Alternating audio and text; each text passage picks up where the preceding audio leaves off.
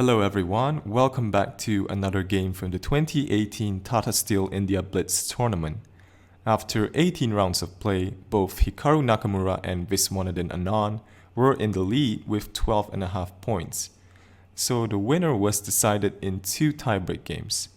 This game that I'm about to show you is the first of the tiebreak games. Anand had white and Nakamura with the black pieces. Anand opens with e4. e5 from Nakamura, knight to f3, knight c6, and Anand goes for the Italian game with bishop c4.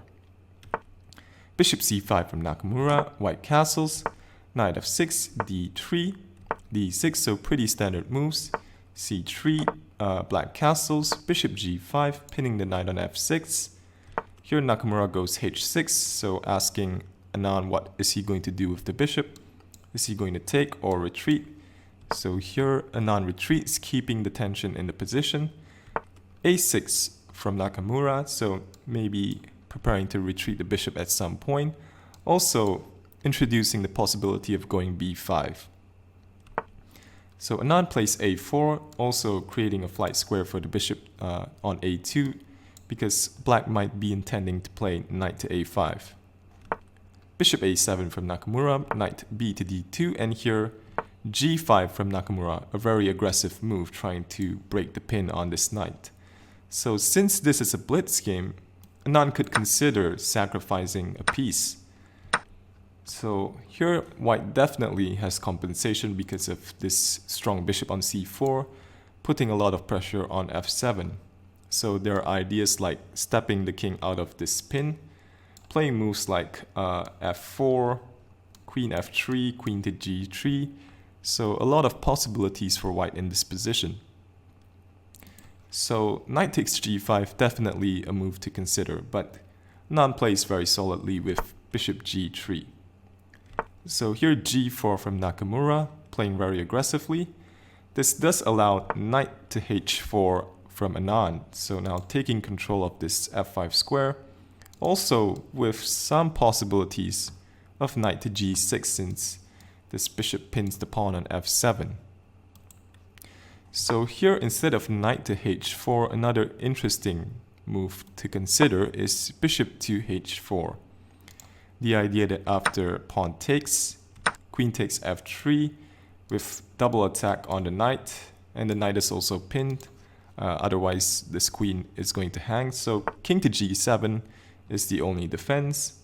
So here white can try and bail out with a draw by playing queen to g3, but if he wants to play for more, maybe something like rook after d1, trying to open up the position with ideas of d4, e5, and maybe knight coming to e4. So bishop h4, a very interesting move to consider. But okay, we have knight to h4 from Anand. So knight to h5 from Nakamura, preparing to bring the queen into the game. Also maybe trying to gain the bishop pair. Anand plays rook to e1, so he goes for a plan of bringing the knight over to the e3 square, which would put pressure on this pawn on g4, and also white would gain more control over the f5 square. Then Nakamura would have to make a tough decision. Does he want to give up his bishop for the knight on e3 or allow white to plant the knight on f5? So here if black takes the knight on f5, white can always recycle another knight on f5. So here Nakamura goes queen to g5, bringing his queen into the game. Knight to f1, Anand continues on with his plan. King g7, Nakamura finally steps out of that annoying pin. Knight to e3. Here knight takes g3, h takes g3, and Nakamura decides to remove this knight. Bishop takes e3. Rook takes e3. Knight to e7 from Nakamura, trying to trade off this knight on h4. It is on the rim, but it controls this important f5 square. So here d4 from Anand, a very principled move, trying to open up the position because black's king is somewhat exposed. Nakamura goes knight to g6, we have knight takes g6, f takes g6, which opens up the f file for black's rook. D takes e5, so here black shouldn't take with d takes e5, this only helps white by giving him the open file to operate with. So here Nakamura goes queen takes e5, keeping the file closed. Bishop d5 from Anand, just putting pressure on b7 and tempting black to go maybe c6. And then this pawn on d6 would become a target. But here after bishop d5, Nakamura plays rook to b8, freeing up this bishop to develop, and b4 from Anand. So Anand wants to bring his rook into the game, so now a rook lift becomes a possibility, and also white is just gaining more space on the queen side. So he also has ideas of playing a5 just to fix the pawn on b7, making it a permanent weakness. So here bishop d7, we have rook to a2, preparing to bring the rook to d2, rook to f6 from Nakamura.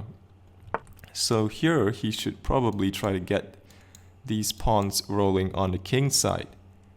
But he plays rook to f6, which doesn't seem to accomplish much in this position, because doubling immediately with rook b to f8 would leave this pawn on b7 unprotected.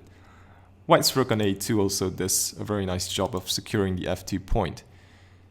So here Anand continues on rook to d2, bishop c6 from Nakamura, another crucial inaccuracy. Understandably, he wants to free up the rook to move. But after bishop takes c6, b takes c6, black's structure on the queen side is damaged. This pawn on a6 also becomes a target, so Anand plays queen to a2, attacking the pawn, a5 from Nakamura. So here Anand could take on a5, and if given a chance he will go a6, and his position is looking very promising. So here queen takes a5, the move e5 is simply crushing, just trying to open up the 7th rank for white's rooks. So here, instead of capturing on a5, Anand plays b5. So his idea is that if the pawn is taken, then white can go rook d5, followed by taking here on b5. So here h5 from Nakamura, just protecting the pawn on g4. Anand takes the pawn, so he's up a pawn. Rook b1 check from Nakamura. So Anand could go king to h2 here, trying to keep this rook, giving him the possibility of going rook to d5. But he probably didn't want to allow Nakamura to play h4, which makes things kind of complicated, although white is actually fine after queen takes g4. So rook to d1, a very practical move. Rook takes d1, queen takes d1. Anand is up a pawn, but the pawn is doubled and isolated. Rook e6 from Nakamura. Queen d4 from Anand. So black shouldn't take the queen because this only helps white's structure. King f7.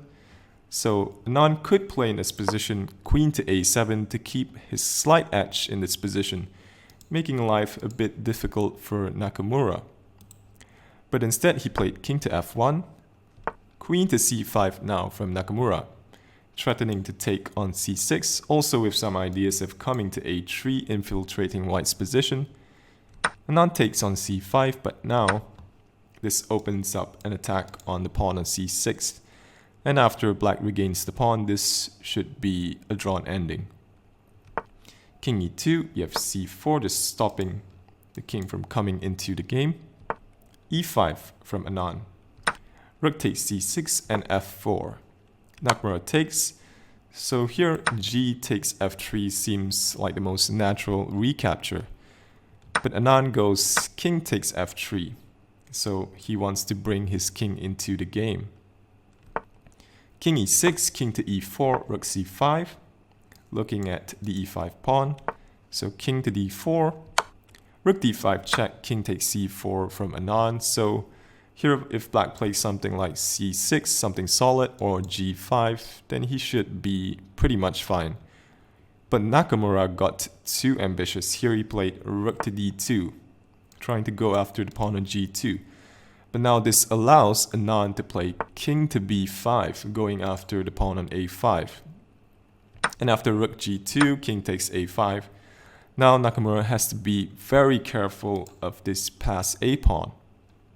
Rook b2 from Nakamura, trying to keep this king sideline.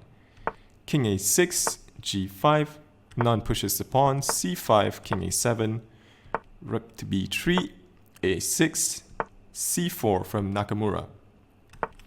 King a8 from Anand. So Nakamura should just keep this rook on the b file, and it is going to be difficult for Anand to make much progress. But instead, he plays rook to a3, allowing Anand to step his king to b7, and now this pawn is ready to promote. Rook b3 check, king c6, rook back to a3, and now a very strong move from Anand, king to b5. Now rook to b3 can be met with king takes c4. So after king to b5, black is actually running out of moves. If he moves his king, then white simply pushes the pawn. If he tries something like g4, then white can go rook to e2. The point is that if rook takes c3, rook a2 gets the rook behind the pawn, and it's just game over. So after king to b5, Nakamura tries rook to a1, maintaining control of this pawn, but here rook to e4, preparing to take the pawn on c4, and then play rook to a4, cutting off the black rook, and this position is actually hopeless for Nakamura. Nakamura tries one last trick, king to d5. So here rook d4 check, rook takes c4, king back to d5, so Nakamura is baiting Anand into playing rook to a4. So here rook to a4 actually loses the game for white, because if that is taken, then here king to c6, the black king is in time to stop the pawn, and black is going to play the move h4, and then he is going to queen his pawn. So something like this, g takes, this pawn is going to roll through, and black actually wins. So king to d5 is the last trick from Nakamura. But Anand doesn't fall for it. Rook to d4 check, king to e5, this drives the king out of this important square, so the king cannot recover in time to watch over this a6 pawn. After rook to a4, it is game over. Nakamura resign. So Anand takes the first tiebreak game.